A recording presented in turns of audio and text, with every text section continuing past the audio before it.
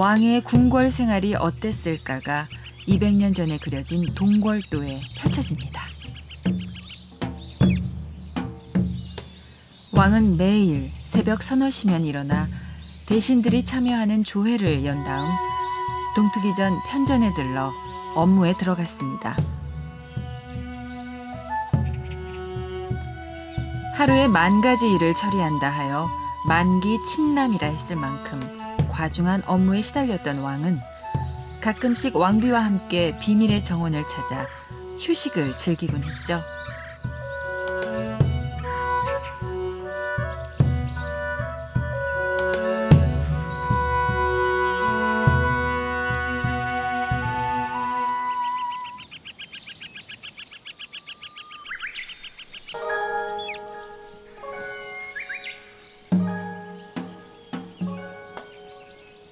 창덕궁 뒤란엔 외부인의 출입이 엄격히 금지됐던 비밀의 정원이 있습니다.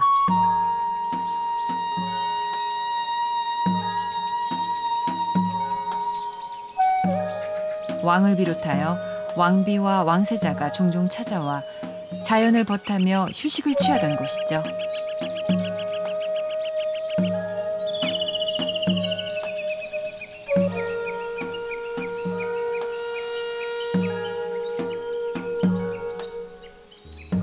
(40여 채에 달하는 건물 하나하나 작고 아름다워 마치 꿈속을 거니는 것 같은 풍경.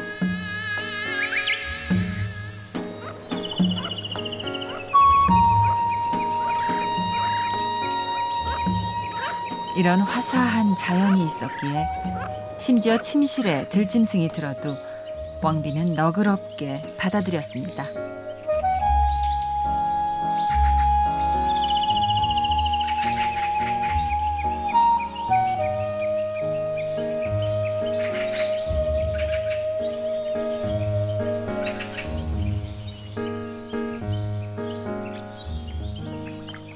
그래서 오늘날까지 가장 아름다운 한국의 자연정원으로 손꼽히는 창덕궁 후원.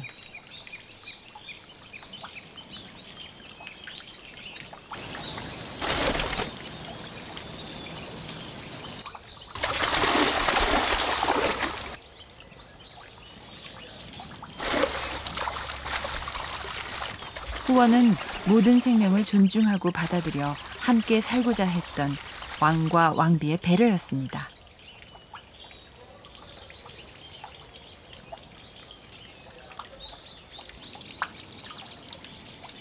왕은 어필로 그 마음을 새겼고 하늘과 땅과 무생명을 하나의 몸으로 여겼죠.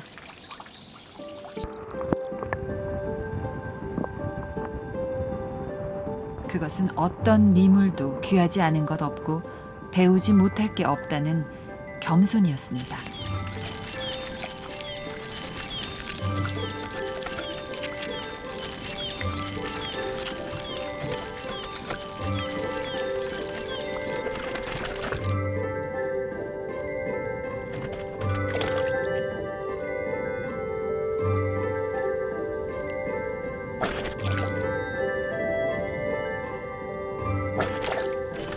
자연의 이치도 사람과 같아서 강자가 있으면 약자가 있고 약자는 살아남기 위해서 끊임없이 지혜를 발휘하죠.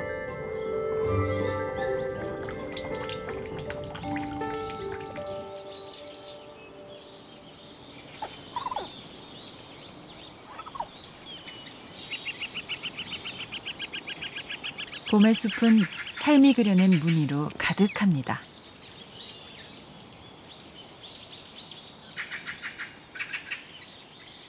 청설모는 이리저리 단풍나무를 옮겨다니며 마른 껍질로 허기진 배를 채우고 새끼 다람쥐는 어미에게 젖을 달라며 아우성이죠.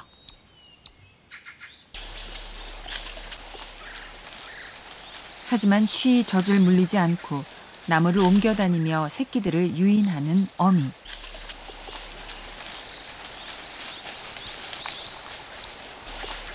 이것은 어미 다람쥐가 새끼들에게 나무 타는 법과 열매 찾는 법을 가르치는 어미로서의 훈육입니다.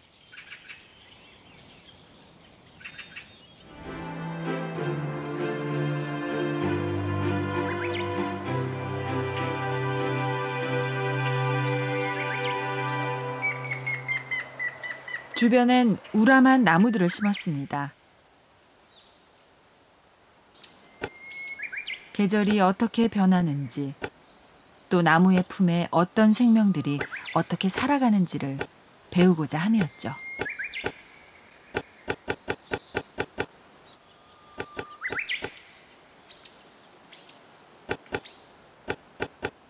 세자의 도서실을 가장 가까이서 지킨 나무는 배나무였습니다.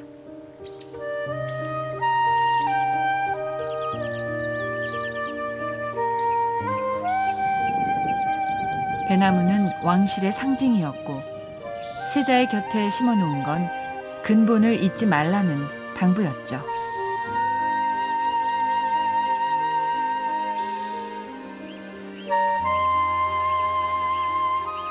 그렇게 세자의 글 읽는 소리를 들으며 살아왔을 400년 돌배나무.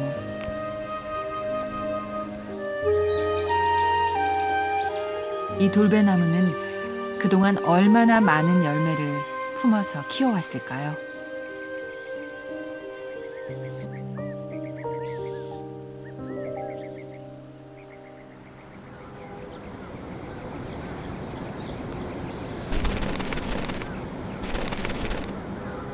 딱새 한 쌍이 돌배나무와 세자의 도서실이었던 승화루 밑을 번갈아 부지런히 오갑니다.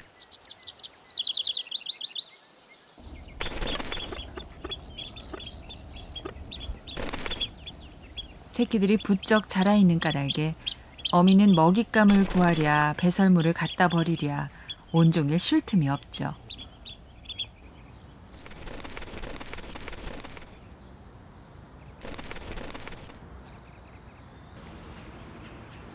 그러나 어미는 언제까지고 마냥 품에 끼고 살 수 없다는 걸 잘 알고 있습니다.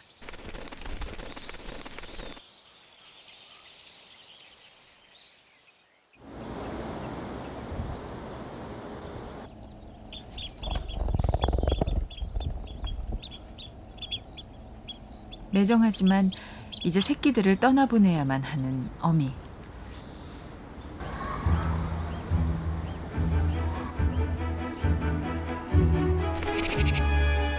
어미의 독촉에 드디어 새끼들이 용기를 냅니다.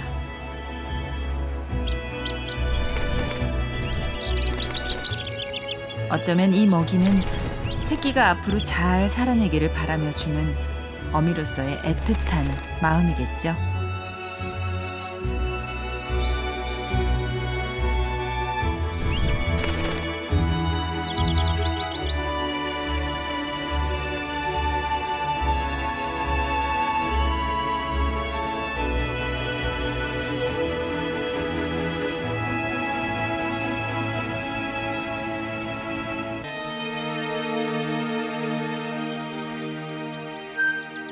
(700년) 수령의 이 향나무는 얼마나 많은 제단의 향불로 타올랐으며 숲에 사는 허리 부러진 이 느티나무는 또 얼마나 많은 새를 품어 키워냈을까요?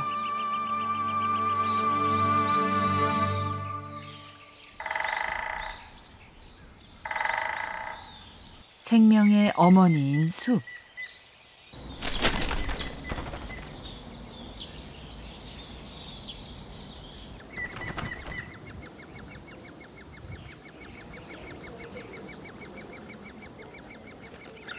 오색 딱따구리가 큼지막한 단풍나무 줄기에 둥지를 마련했습니다.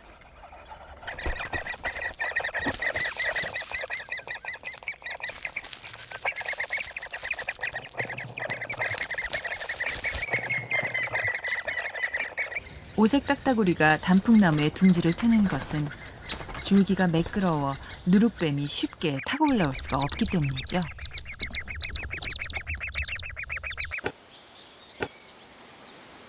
새끼들의 먹잇감을 찾기 위해 온종일 썩은 나무 둥치를 쪼아야 하는 어미.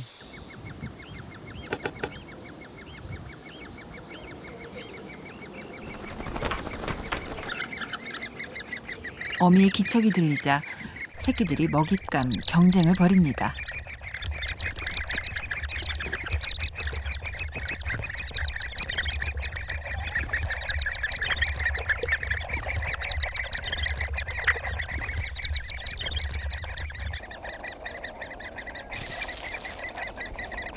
어미는 가장 입을 크게 벌리며 달려드는 녀석에게 먼저 먹이를 주죠.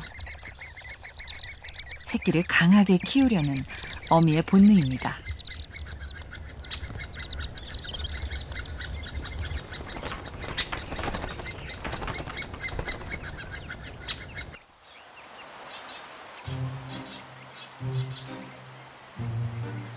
담장 하나를 사이에 두고 울창한 숲과 마주하고 있는 창덕궁.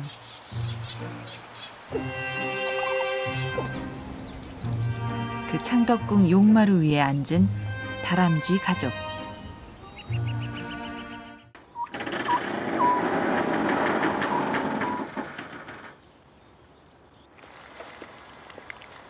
깊은 밤, 비밀의 정원으로 가는 문이 열렸습니다.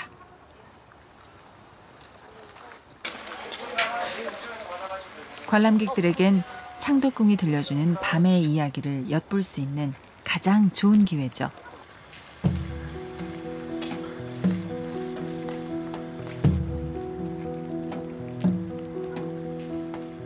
아무리 지체 높은 대신이라도 감히 숨조차 크게 내쉬지 못했을 인정전의 뜰.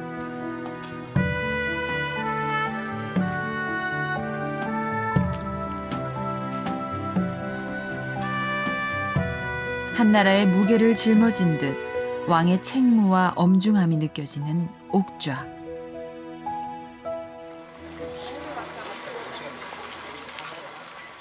그리고 만기 친남에 지친 왕이 잠시 왕관의 무게를 내려놓고 걸었을 고요한 숲.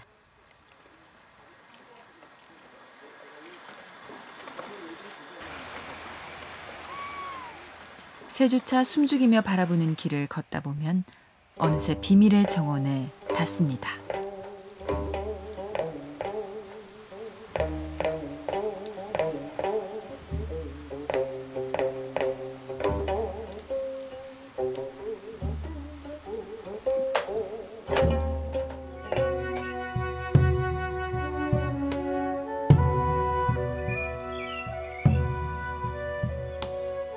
여름이 다가오자 경쟁에서 낙오한 열매들이 생깁니다.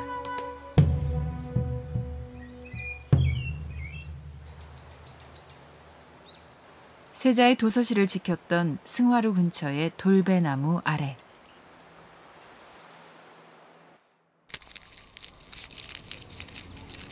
공주개미와 수개미들이 혼인 비행을 위해 굴 밖으로 나옵니다.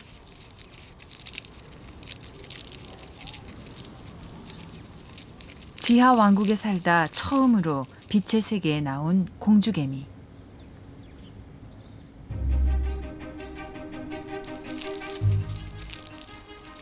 공주개미가 필사적으로 높은 곳을 향하는 것은 멀리 날기 위한 도움닫기입니다.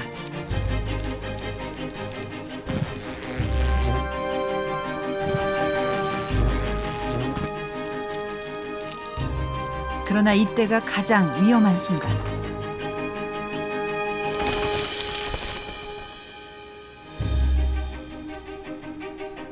태어나자마자 평생 일개미의 시중만을 받고 자랐던 공주개미는 오로지 이 한 번의 비행을 위해 날개를 가졌죠.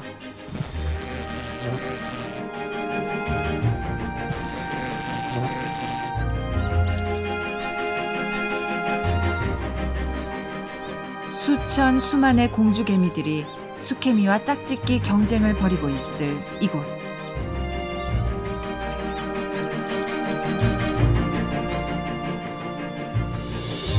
그렇게 엄청난 경쟁을 뚫고 사선을 넘어왔다 해도 안심하긴 이릅니다.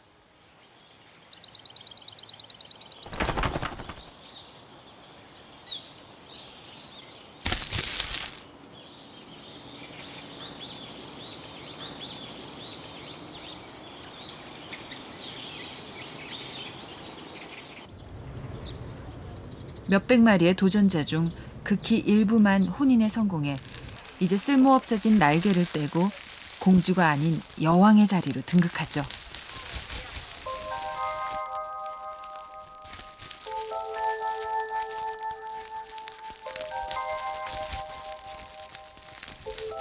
그러나 여왕개미는 고독이란 숙명을 받아들여야 합니다. 이 어둠의 궁궐에 다시 갇혀 산란을 하고 알에서 일개미가 태어날 때까지 아무것도 먹지 않고 견뎌야 하죠.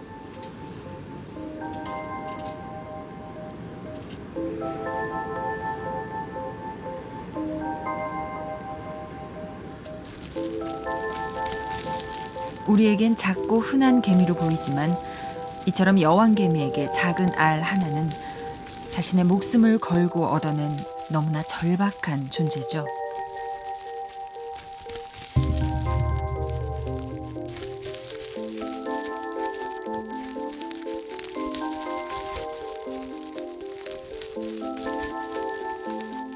그래서 일개미가 태어날 때까지 어둠의 동굴에서 몸이 바짝바짝 말라가는 여왕개미.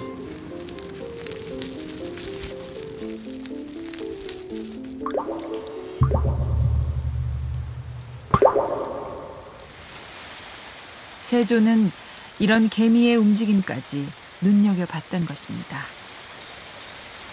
내가 떼지어 있는 개미를 봤는데 과연 비가 왔다.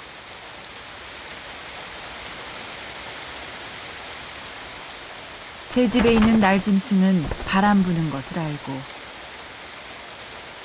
구멍에 있는 길짐승은 비 오는 것을 안다.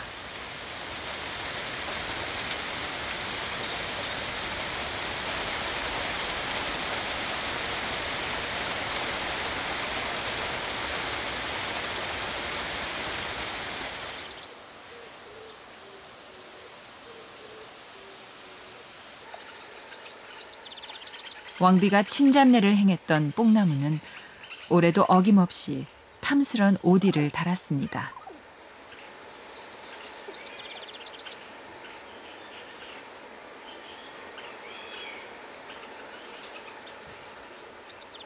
탐스럽고 달디단 오디는 숲의 제주꾼 청설모에겐 이철에나 맛볼 수 있는 근사한 간식거리죠.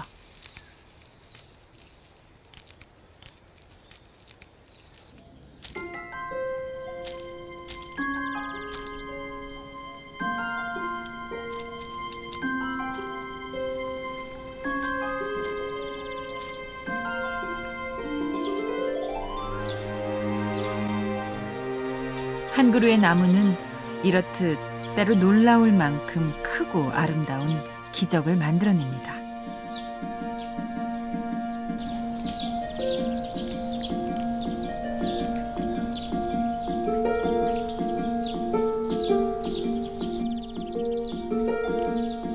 그리고 그 기적의 기쁨 속에 주변에 사는 수많은 생명들을 불러들이죠.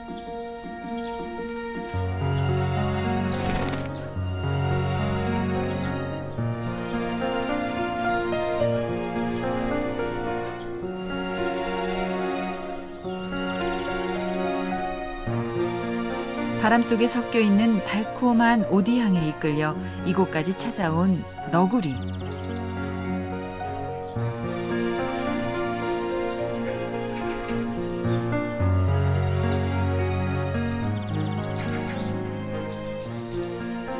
잘 익은 오디만을 골라 먹는 이 녀석은 세 마리의 새끼를 애지중지 보살펴야 하는 어미 너구리입니다.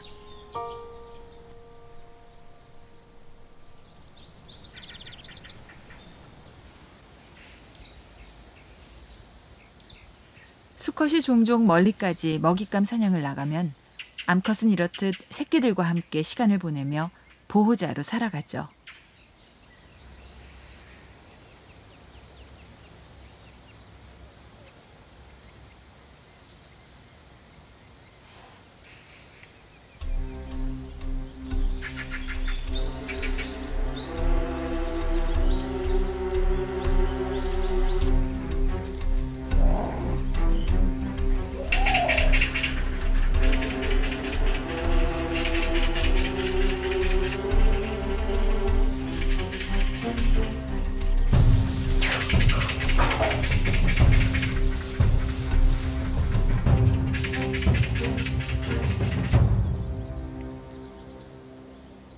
아무리 들짐승이지만 새끼가 위험에 빠지면 목숨을 내놓고 지키는 것이 어미가 가진 모성.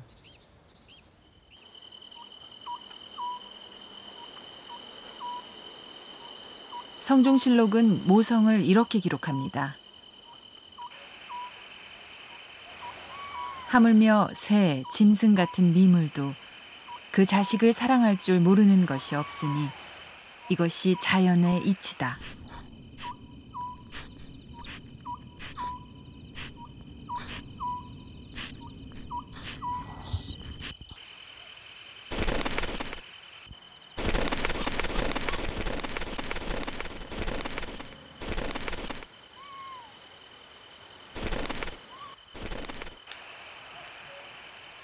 여섯 마리의 새끼를 건사해야 하는 큰 소쩍새 어미는 밤새 분주하기만 합니다.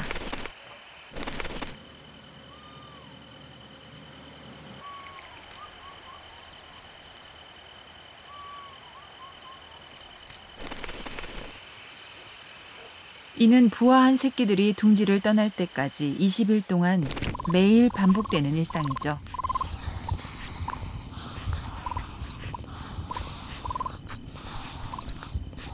잡아온 사냥감은 새끼들이 잘 삼킬 수 있도록 잘게 조각낸 다음 나눠줍니다.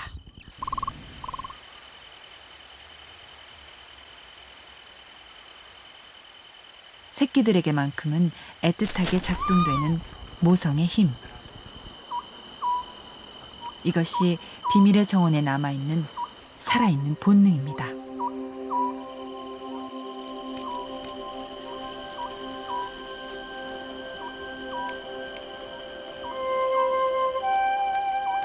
(400년을) 살아온 뽕나무 아래 또 하나의 새로운 인생이 시작되고 있습니다.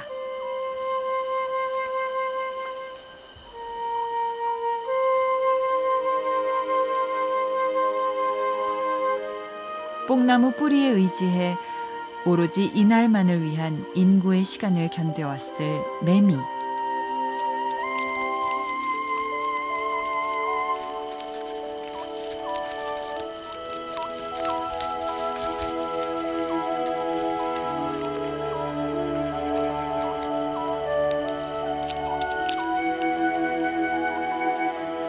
매미는 날개도지를 한 다음에야 번식이 가능하죠. 그래서 날개도지는 매미가 반드시 거쳐야 하는 일종의 성인식입니다.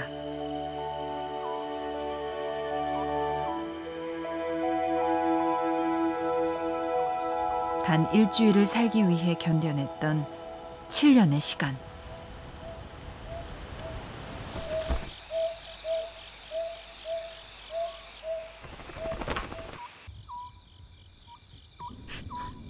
큰 소쩍새의 새끼들도 이제 둥지를 떠날 때가 됐습니다.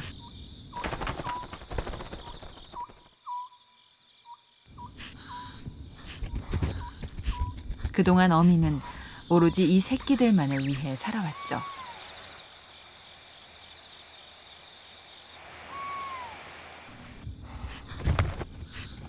먹이를 통해 어미로부터 매일 생존법을 훈육받았던 새끼들.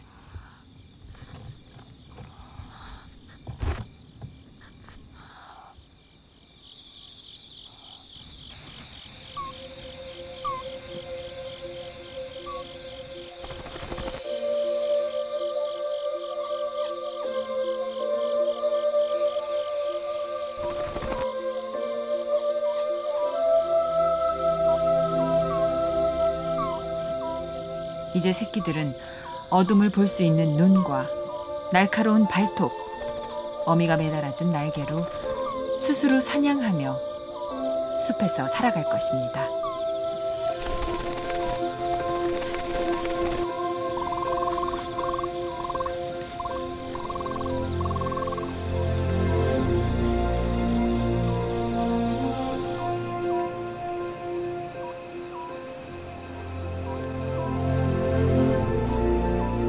세상의 이치가 그렇듯 대를 잇고 후세를 양육하는 것은 왕관의 무게만큼이나 막중했습니다.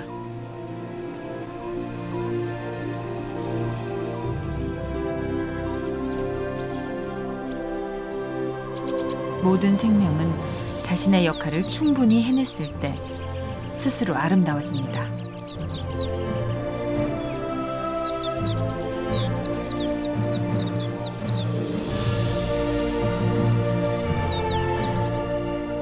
한번 궁궐에 들어오면 죽어서야 나갈 수 있었다는 왕비의 일생.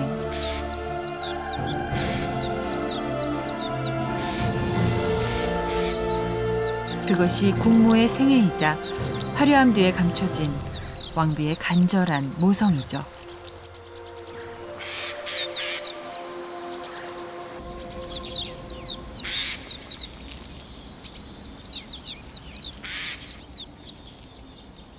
청설모는 날이 곧 추워질 것을 알고 있습니다. 그러자면 미리미리 겨울 양식을 준비해둬야 하죠.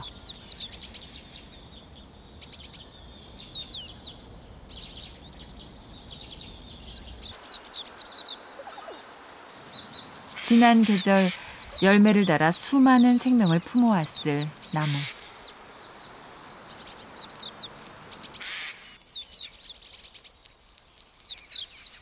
가을이 되고 낙엽이 떨어지면 나무 위의 새들도 먹이를 찾아 땅으로 내려옵니다.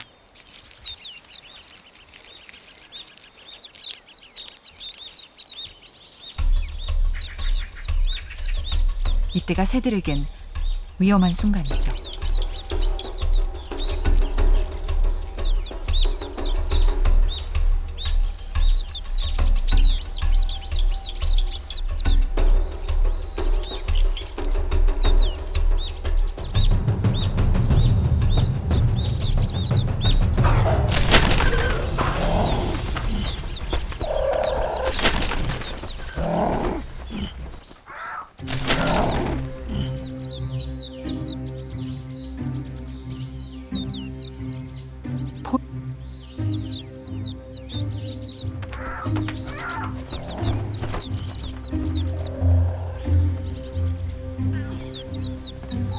포식자의 힘과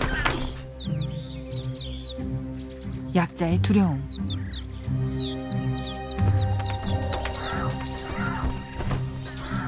날개를 파닥이며 아무리 안간힘을 써도 비둘기는 고양이의 소나귀에서 벗어나지 못합니다.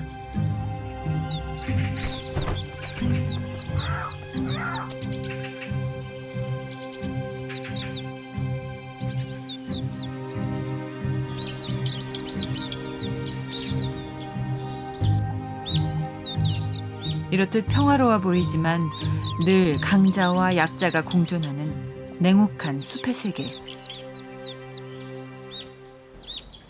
궁궐의 역사도 이와 다르지 않습니다.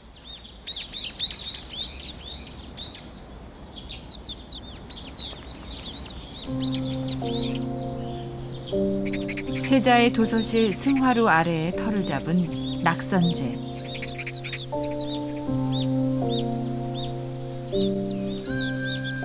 낙선제는 헌종이 아내와 할머니를 위해 지었던 집입니다.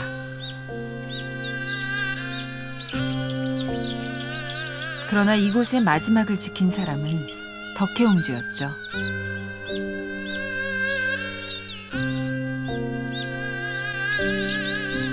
고종이 환갑을 넘어서야 얻었던 덕혜옹주.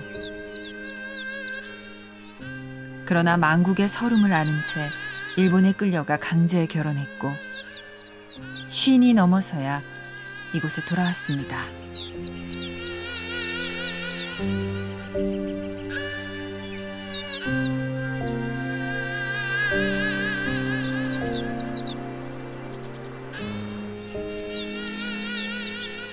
그리하여 덕혜옹주는 1989년 세상을 뗄 때까지 이 감나무를 바라보며 아버지 고종과 오빠인 순종을 그리워했다고 전합니다.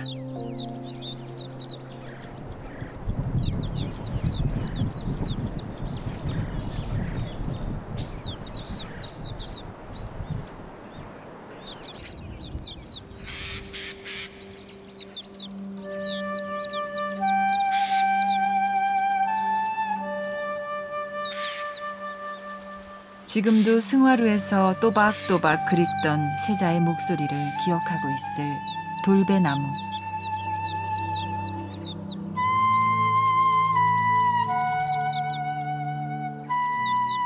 봄이면 내외 명부를 데리고 건너와 친잡례를 행하던 왕비의 얼굴을 기억하고 있을 뽕나무.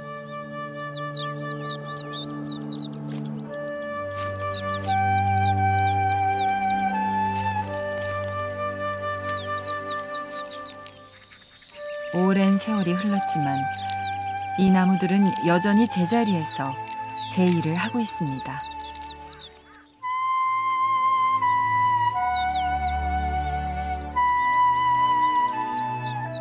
겨울이 가까워지면 이 뽕나무는 자신의 몸 한쪽을 내줘 또 다른 생명을 품기 시작하죠.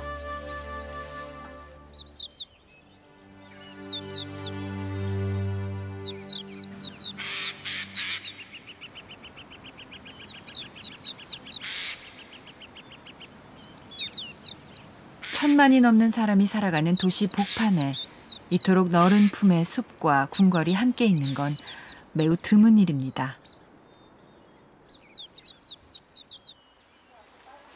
이것은 창덕궁이 세계문화유산에 등재된 이유기도 했죠.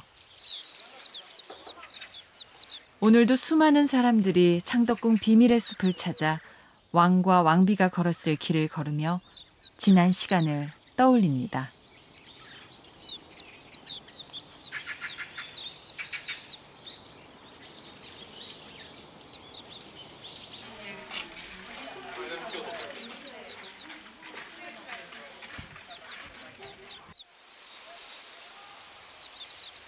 효명세자가 아버지인 순조를 위해 건립했다는 연경당.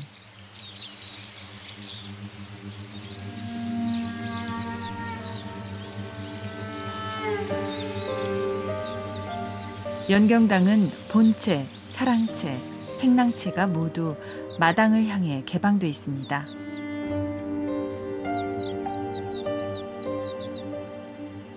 백성들의 공연을 보고 싶었고 자연을 불러들이고 싶었던 왕의 마음 때문이었죠.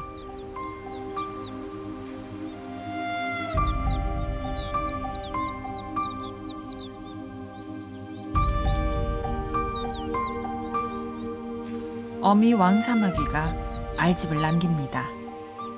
거품 모양의 이 집은 알이 겨울을 무사히 날 수 있도록 따뜻하게 품어줄 것입니다.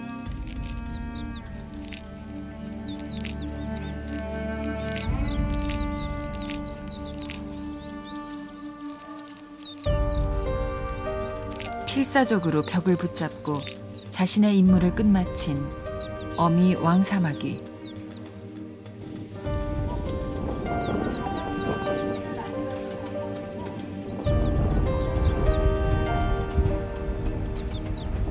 마침내 어미 왕사마귀가 알집의 후세를 맡긴 채 자연의 품으로 돌아갑니다.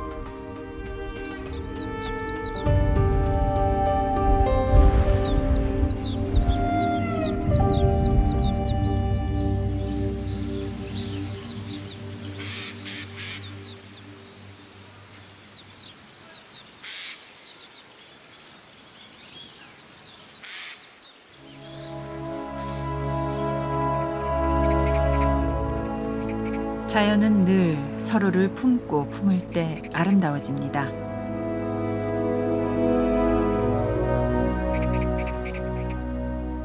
창덕궁 비밀의 정원은 자연의 시간을 조용히 담아낸 그릇이죠.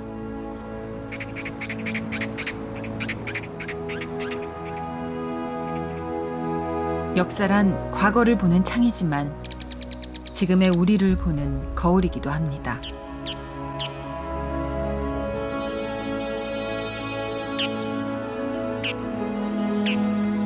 500년 왕조의 시간은 지났지만 생명은 높낮이가 없죠.